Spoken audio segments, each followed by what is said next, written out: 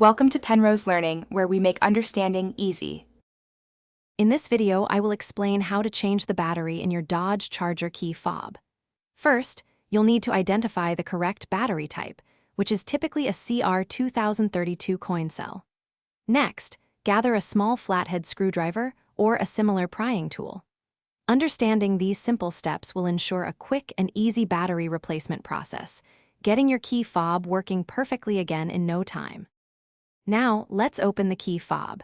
Look for a small notch or seam along the edge of the fob's casing.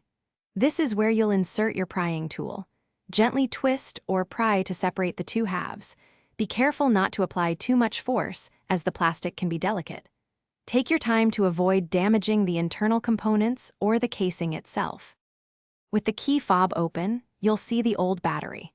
Before removing it, take a moment to note its orientation, specifically which side is facing up. This ensures you insert the new battery correctly. Gently pop out the old battery, then place the new CR2032 battery into the slot, making sure the positive side faces the same direction as the old one. Now it's time to reassemble your key fob.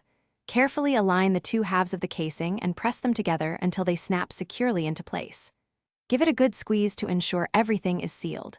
Finally, test your key fob with your Dodge Charger to confirm all functions, like locking and unlocking, are working correctly. If you're looking for other great deals, remember to check the description below for a link to an amazing Owala water bottle and more. Thanks for watching. If this was helpful, leave a like and consider subscribing. See you next time.